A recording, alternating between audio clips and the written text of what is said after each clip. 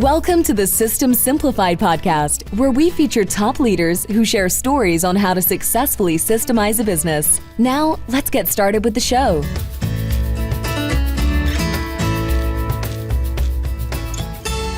Hello, Adi Klevit here, the host of the System Simplified podcast, where we feature top founders, entrepreneurs, and thought leaders about systematizing a business.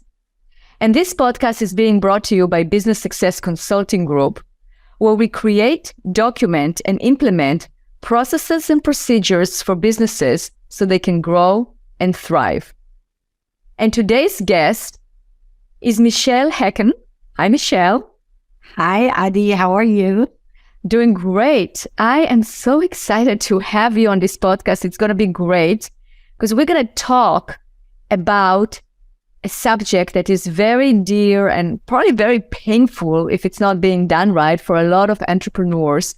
And it's basically how to, you call it the art of offboarding. So it's not offboarding employees, but it's basically offboarding from yourself as an entrepreneur, all the tasks that you shouldn't really be doing so you can have fun running your business. And That's right. Beautiful. Yeah, I'm super excited to talk about that. But let me, first of all, give you a proper introduction. So you're a leadership expert and you're a seasoned serial entrepreneur.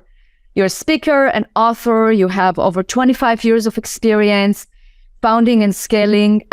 You scaled a multi-million-dollar global company. You started it when you were 23, and we're going to talk about it because I love to talk about those. I love sharing those stories with the listeners because that's what's really inspire people, right? Because you started 23, you sold it in 2019, you figured out how to actually live the dream, right? I mean, it was a global business, hybrid, right? And it was remote team and hybrid before remote and hybrid were popular. That's right.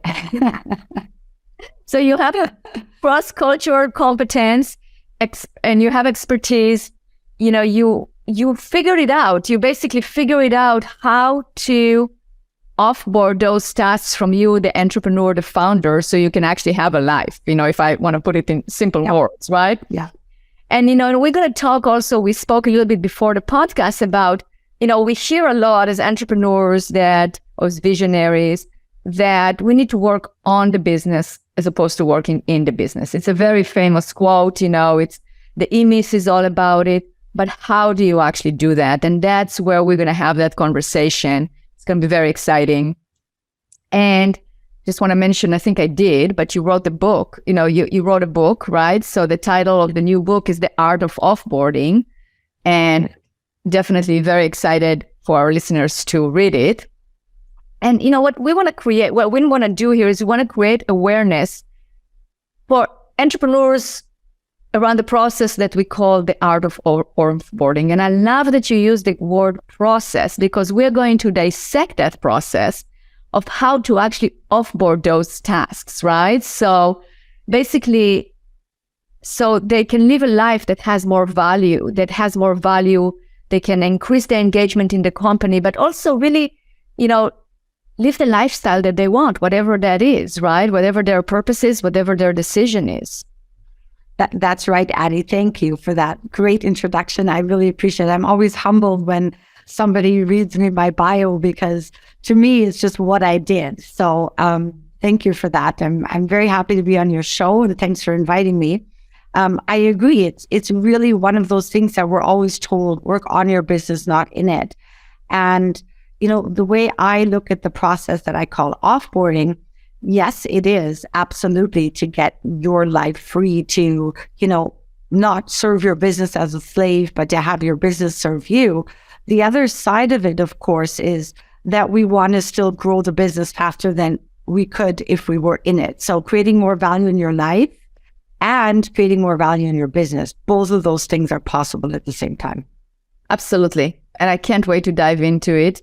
But let's first of all acknowledge the two people that connected us. We kept hearing that we have to talk to each other and meet each other. Okay, so the first one is Marina Bejanova from the Brand of a Leader. And she is amazing. I did a fantastic interview with her where we actually dissected and created the process of what does it mean to have your own personal brand, not the brand of the company, but your own personal brand. So I highly recommend to our listeners to listen to that episode and visit her website and follow her on social media. She has an amazing presence, amazing content. So thank you, Marina. And the other one is Byron McFarland, who I also did a podcast with. And he has tremendous knowledge. He's from the McFarland Group, and he has tremendous knowledge about how to exit your business correctly by selling it to your employees. And we did a whole podcast about that. We're asking questions, and he shared his knowledge, which was incredible. And he also is an expert on creating the right compensation plan so you can actually have retention with your employees. So those episodes I'm going to include in our show notes so you can listen to them.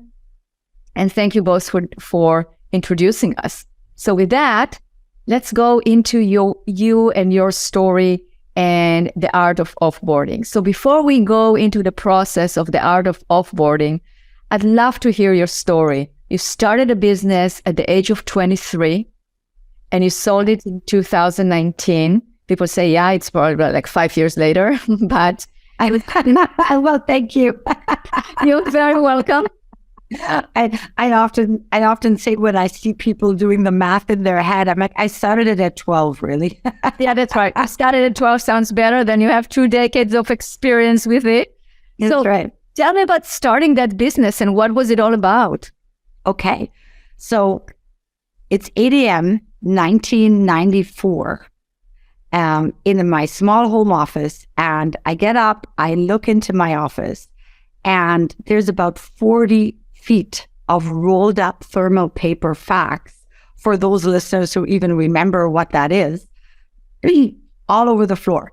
I couldn't afford a machine with a cutter, so my first half hour of the day was spent with my coffee and my scissors cutting up the pieces of translation. So I started a translation company, and the idea was that I had clients in Europe who I did translations for before, and then I moved to Canada.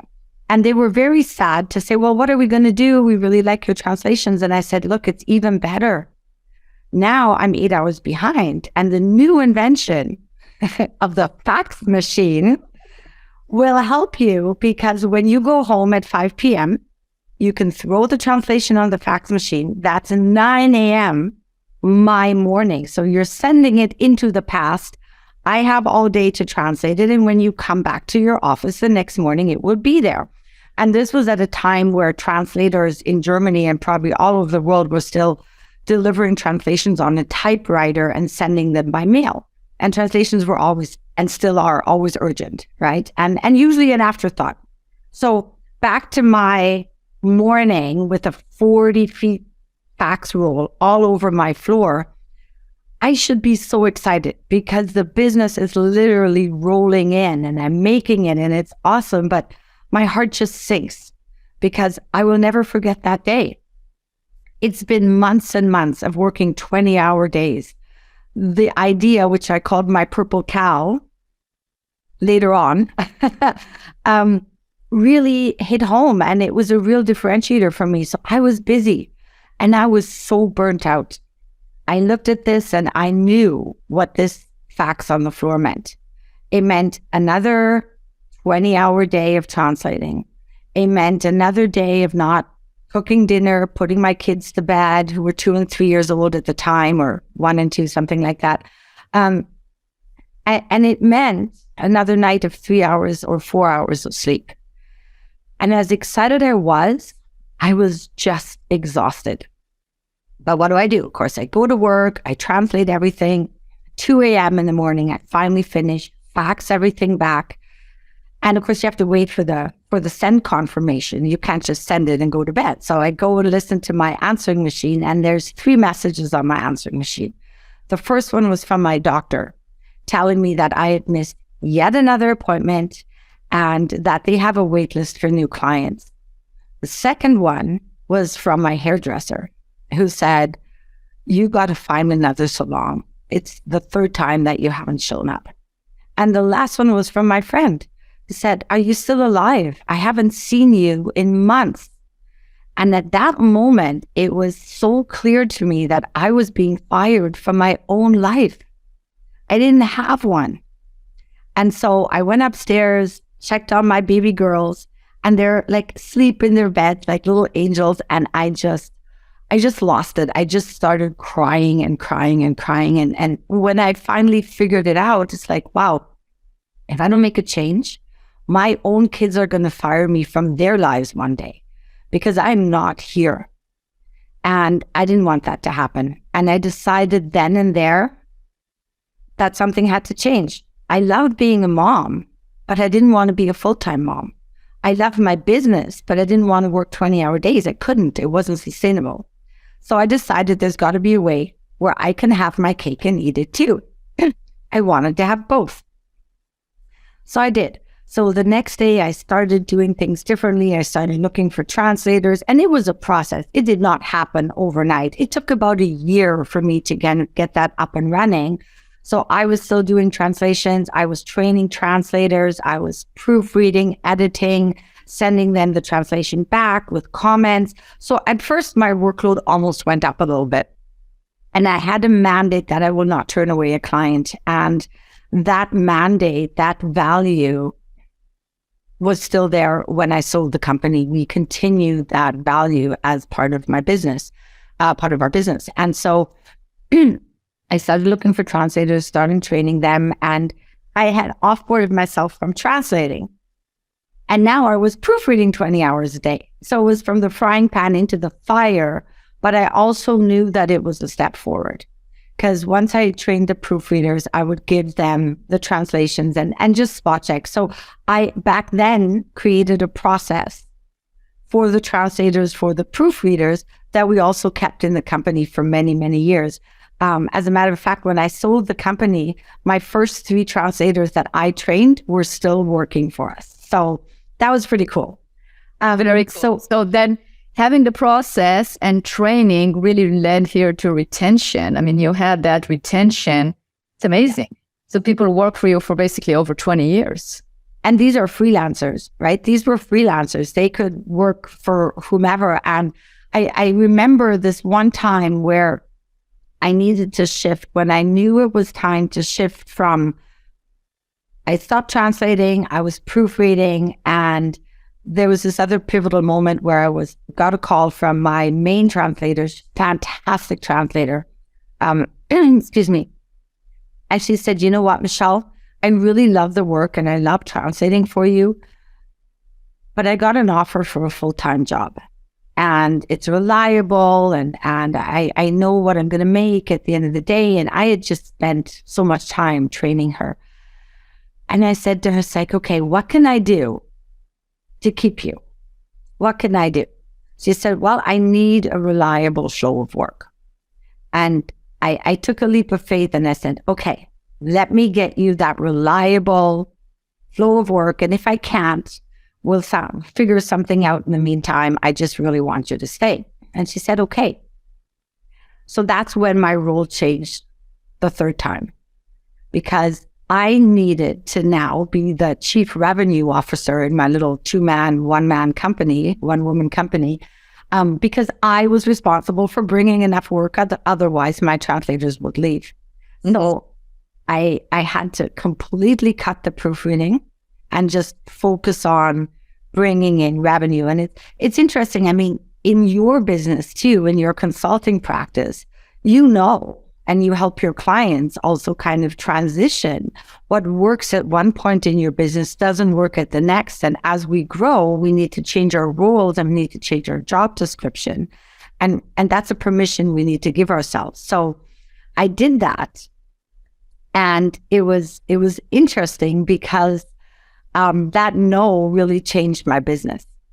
It completely changed my business, giving myself that permission to say, I'm not going to do that.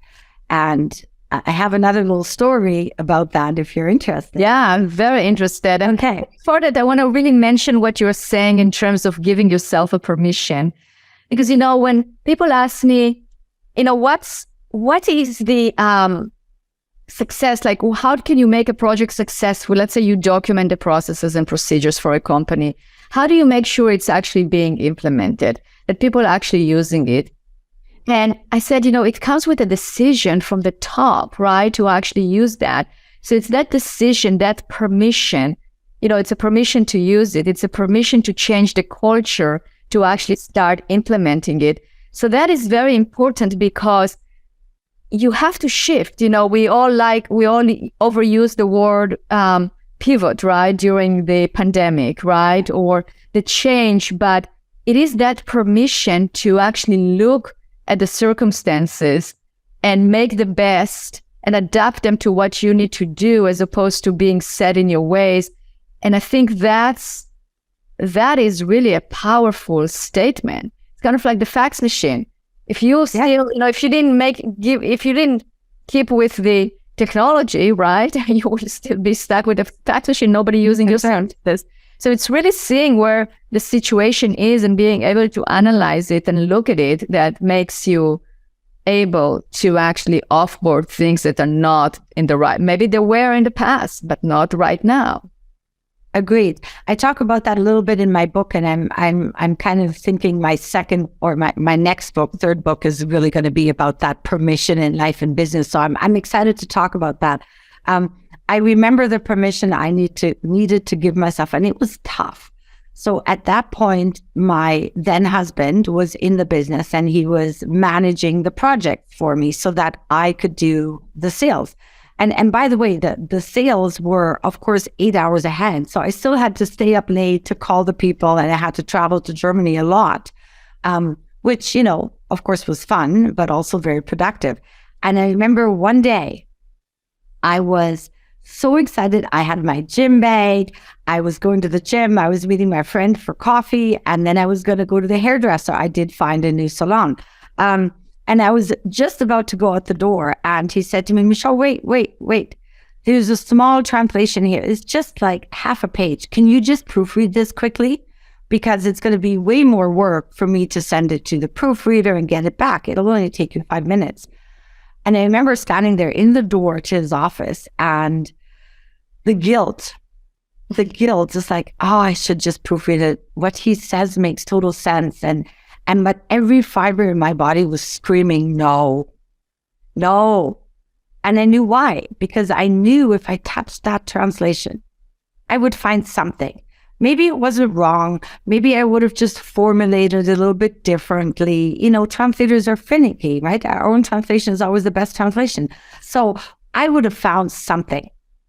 And that would have undermined my trust that I had built in my team, that they can do this, even though they don't exactly use the words that I would use. It was still a great translation. So I said no. And he looked at me like, what do you mean no?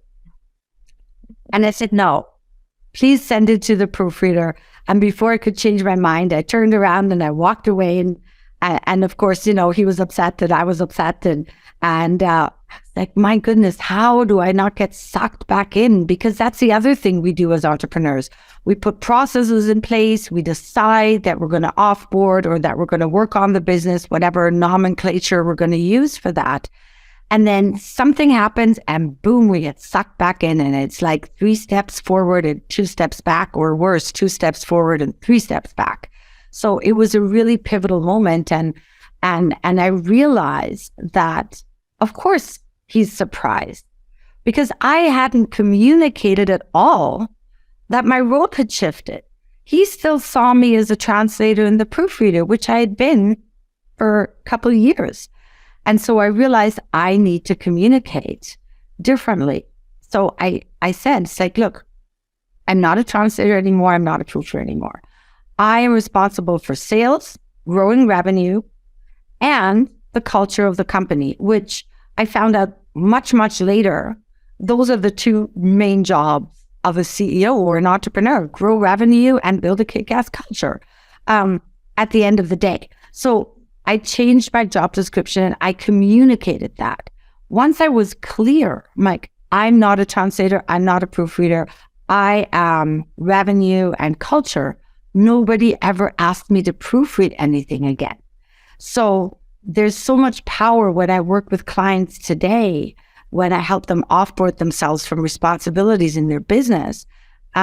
We craft a communication statement so that people actually know what's going on, because every conversation sets the expectation for the next conversation. If I don't change the conversation, I'm going to get the same thing and it's going to be a disconnect. So yeah, just all little tidbits that we use in our everyday lives. Fantastic. That's really, and it's a great story. It's a great story that many people can relate to it and learn from it, right? Because it's that slippery slope where you decide to do something, but then you go back into it, and then it's harder to climb up the hill that, yeah, it is. Yes, right, to maintain. Good. So let's talk about the art of offboarding. So let's build it, show the listeners and me the step-by-step process that you were talking about in terms of what is the art of offboarding? Where do we start and what do you do after that? Okay, I love it.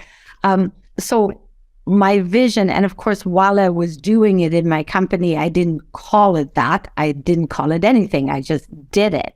So a little bit of a backstory that leads into the first step that I always do with my clients. What happened in my company, another backstory, because I wanted to have my cake and eat it too. And eventually during the process, I was a single mom because my husband and I separated. So I had the kids. I was running a global company. I was traveling a lot.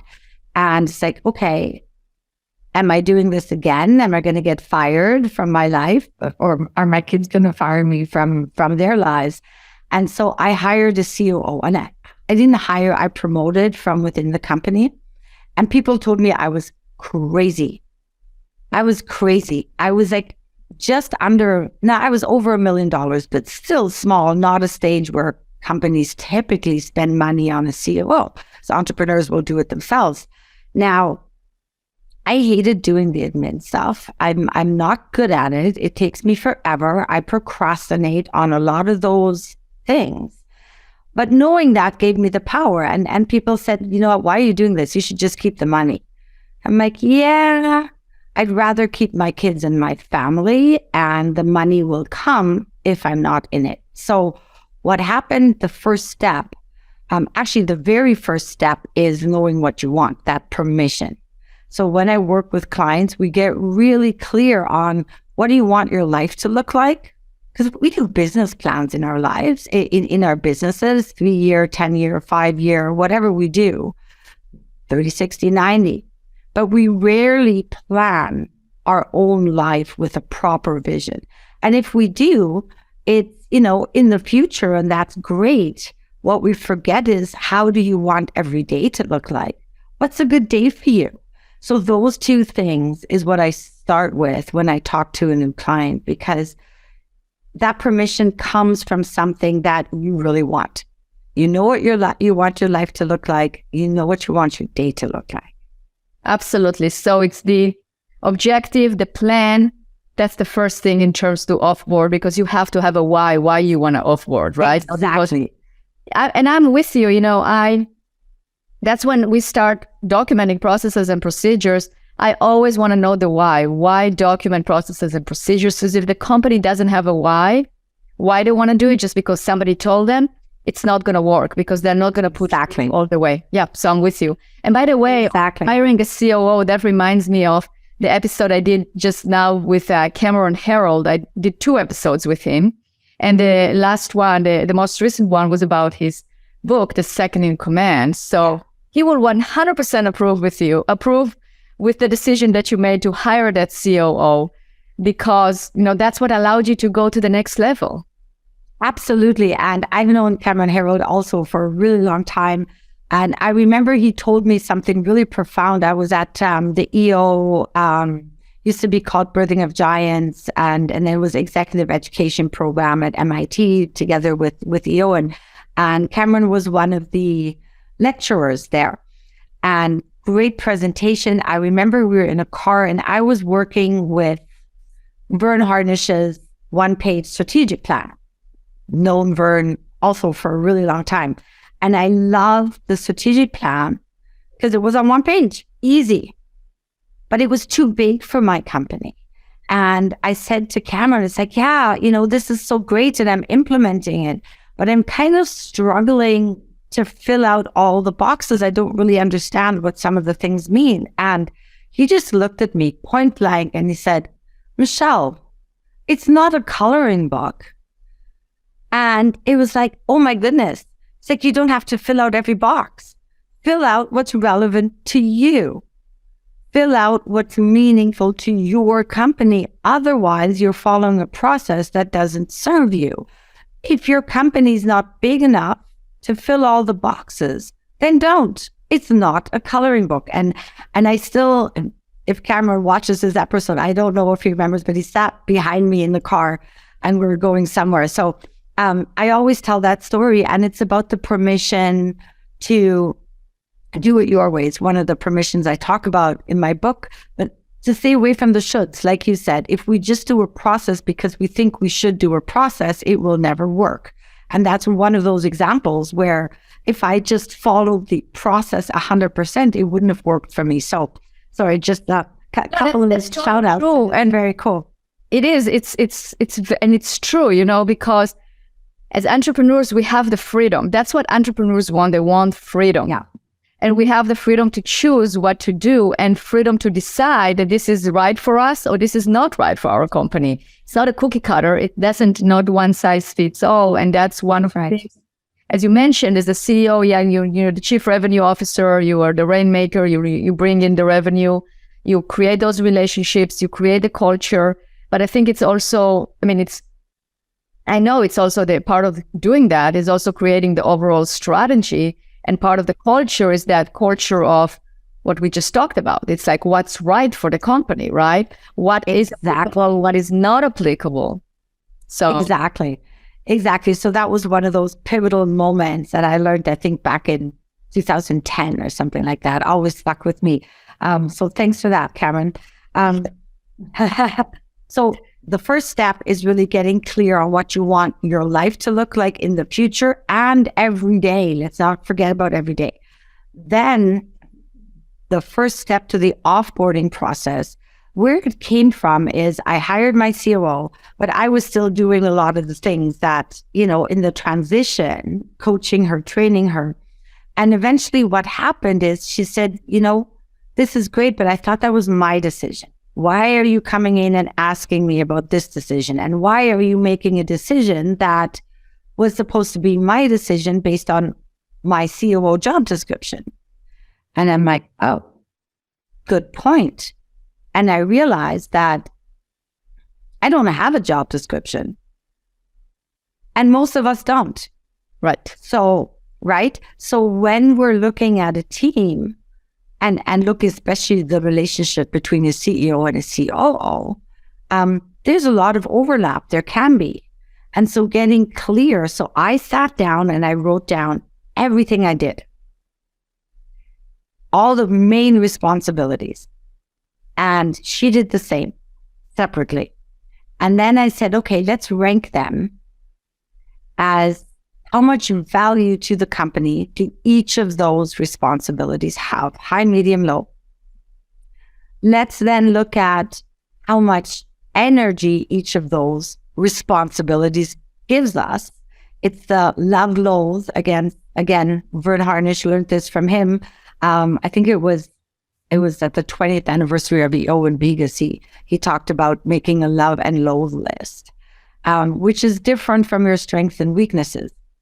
For example, I'm a great writer, but I would procrastinate on writing. I don't love the process of it. So somebody asked me, what's your strength? Are you a good writer? I'd say yes. If they hired me for that, they'd fire me after 2 weeks because I wouldn't have anything ready. So strengths and weaknesses are different from love and loathe. And we looked at it. What do we love doing? What gives us energy? And what do we loathe doing? It's like we procrastinate on it, or it drains our energy. So that is still the first step in the offboarding process today. Because if we don't know what we're doing, then one, we have overlap with our team. It undermines trust. And we also end up with a lot of things on our plate that are not high value to our company. It's something maybe we've always done. We don't want to let it go. There's a lot of fear around that. But when we can see it in one document, of course, big fan of putting everything on one page still. So my offboarding worksheet is like that. So we list all the responsibilities. We list the value to the company. We look at how much time we spend on each of the responsibilities. And we look at how much time we want to spend on them. And then if we really want to go granular, we could look at which line item it relates to, right? Does it drive revenue? Does it drive profit? Or is it just there, right? So that's the first step in the process, is getting really clear on what you want, getting really clear on what you're currently doing. Right. So that's the second step. There's 5 steps. I always like to give the big picture first. Clarity on what you're doing, examining the status quo, then looking at what needs to change and how do we adapt it. Then we look at, of course, people. And then we look at, obviously, the numbers, because we can have the best strategic plan, the best vision. If the numbers don't work, then we have to find a different strategy. So those are my 5 steps of offboarding. So number 2 is examining, interrogating reality. What are we doing? And then shifting it around and looking at, okay. And it was interesting because a lot of the things that were red on mine were green on my COOs. Wow. We feel guilty, right? When we offboard something, or, like people say delegate, and I don't love the term delegation, but it's nomenclature. Really, the reason I don't call it delegating is because delegating is usually delegating tasks. Versus I'm talking about offboarding the entire responsibility. But yeah, I'm going to take a little breather here because I could just talk about this forever. No, I think it's great. But then we have number 3. I'm curious about number 3. So I love that idea of making the list, and also the list of your second in command, or the people that are going to basically accept that job. So then number 3, you examine the status quo. Then number 2 is examining the status quo. Okay. Number 3 is now looking at, okay, how do we change this? What are some things that I can offboard, in this case to my COO? And it doesn't stop there. This can cascade ideally through the entire organization, because we feel guilty giving something that we're not good at or we don't like doing to somebody else, because we feel it's this horrible thing. We don't like doing it. So we feel like, oh, I'm giving somebody else my garbage, but they might love doing that. So when we talk about, it would be so nice if everybody in every organization could spend at least 80% of their time doing the things that give them energy. And the offboarding process is a way to do that, right? Where we can take it from the top to the leadership team through the entire company. And so the third one is now saying, okay, this is where we're at. You can take this, or they'd say, I love doing this. And then what's really cool is whatever is left in red, we just do green, red, love, hate, no orange, gotta make a decision, and black or white in this case. Because if you kind of like it, if it's not a heck yes, then it's a heck no, right? You kind of like it is a should. I should be doing this. So it's red or green. And then we say, okay, you're taking this. Awesome. I may take something that I want to retain, that I want to love, even though it doesn't fit in the visionary or integrator or CEO box. If I really love doing it and it's high value to the company, I really don't care where it goes because I want to keep it. And that's that other permission, right? Like don't color inside the lines. So then we go and it's like, okay, what's left? There was some red left on hers. There was some red left on mine. And then we looked within the company and we said, okay, who could we offboard that responsibility to? So that's the people of number 4. That's the people. No, sorry. So yes, it kind of goes together. Let me just stay in 3 because it's all interrelated, right? Right. But just looking at what do we love doing? What do we not? And often what's left becomes a new job description for somebody. You know, people often ask me, oh, I want to hire a COO. What's your job description?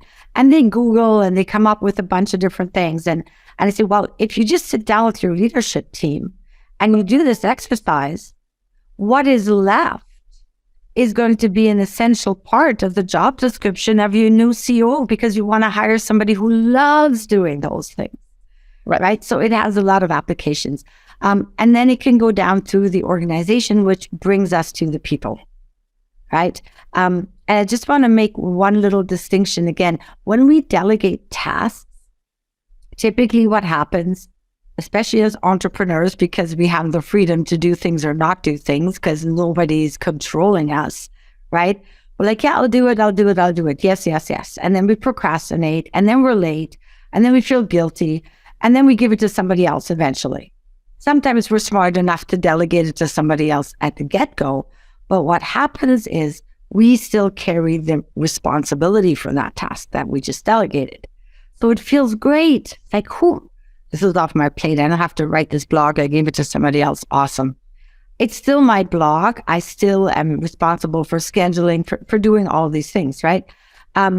And then I take the next one and the next one and the next one. And then you wake up in the middle of the night covered in sweat because you can't really remember who you gave all these projects to, what the deadlines were. You need to check in with these people and you start micromanaging. That's why I don't like the term delegation versus when I give somebody responsibility, they own the deadline, they own the outcome, they own the accountability for it. And those are two very, very different things. So transitioning to number 4, people, we've all heard about this, the right people in the right seats. I'm going to add to that, on the right bus. Let me explain what I mean by that. Okay. When we have the right people in the right seats, obviously, they're going to do a great job. If we let them, if we give them responsibility. Now, as our company grows and we go from a different stage, we have more employees. I mean, I'm sure you remember too. I remember that time when I didn't remember everybody's names anymore. It's a scary place to be, and you feel disconnected as an entrepreneur and CEO, right? So, but most of us still make decisions on whose bus people are going to be in, even though we're not even on that bus. Mm-hmm. So I kind of look at the entrepreneur and the CEO more as a fleet manager, as a conductor, if you so will. So if I can give my leadership team, and in turn they can give their managers the authority and the responsibility and accountability for their outcomes, then eventually what that means is they get to drive their own bus. They get to decide who's on the bus, who gets off the bus, who sits where on the bus, thinking about what are they not doing, what are their strengths, and what are their accountabilities.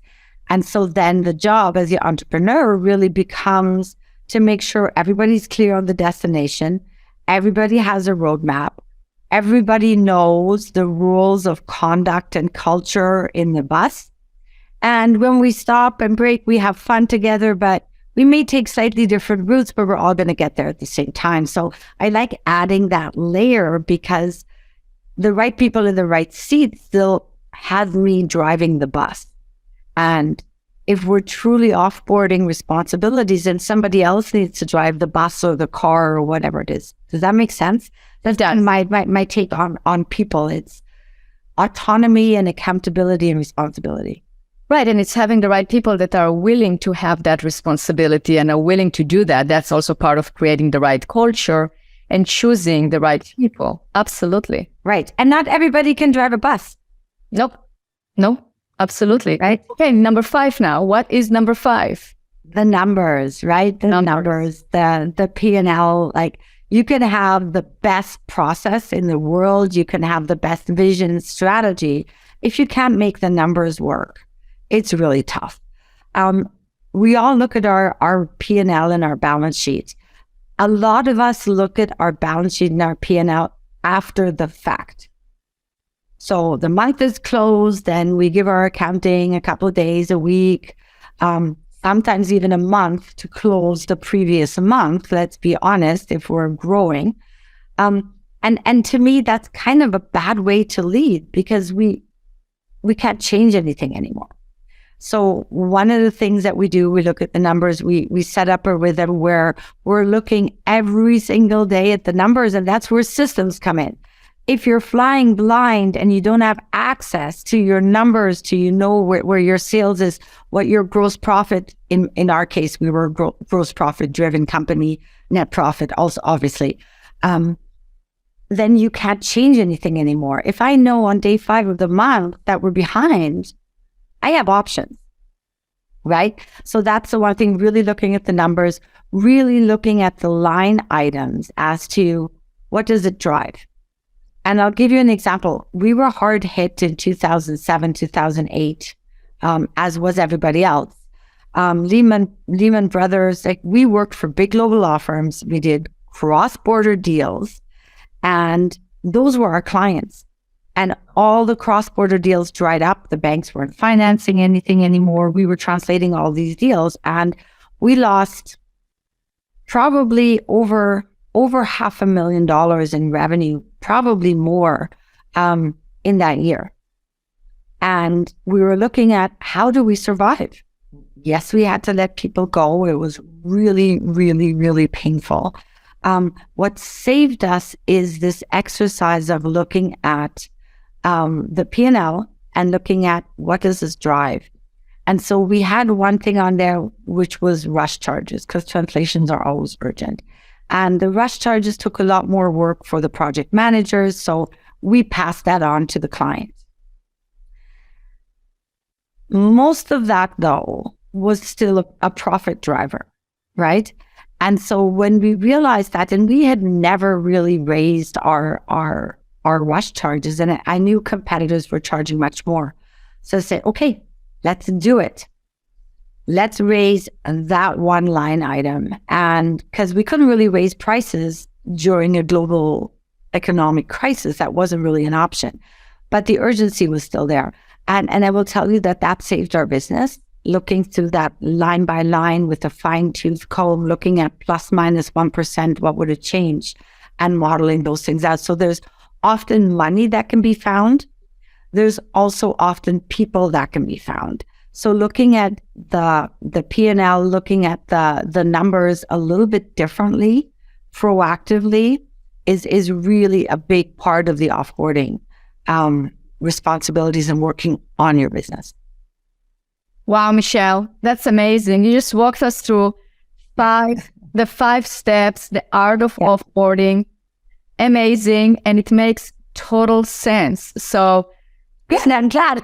yeah, it's an amazing podcast. I'm fascinated. We are kind of running out of time. We are recording. Usually, I know our listeners like the half an hour, but we can go on and on and on in talking here, because you're just. Well, you can cut some parts out. Oh, I'm gonna definitely include everything. But you're such a wealth of information. So, tell us, if our listeners want to find you, where can they find you? Absolutely. So my website is michelehecken.com, and it's 1 L. So MicheleHecken, like what the heck with EN. Now that I've confused everybody, let me say it again. My email then is Michèle with 1 L at michelehecken.com. And yes, I'm happy to answer any questions. Reach out to me. My book hopefully will be coming out in the summer. I'm still editing, which for a translator is a really hard thing to do. I'm competing with my former self, but it's fun and I'm excited for it to be out. Absolutely. That is very exciting. Can't wait to read it. And Michèle, thank you so much for being a guest on this podcast. This has been a great education piece for our listeners, and hopefully they will follow it so they can offboard those tasks and responsibilities. The responsibilities, not a task or a delegated task, but you offboard responsibilities. That's right. And you follow the 5 steps and you really achieve the lifestyle that you want. That's why you became an entrepreneur. Exactly. Right? Seeking that freedom, you can get it. Follow those steps. So thank you so much. Love it. Thank you so much, Adi, for having me on your show. And again, shout out to Marina and Byron for the lovely introduction. I'm glad they brought us together, and I look forward to staying in touch with you and chatting more. Absolutely. Thank you. Bye. Bye.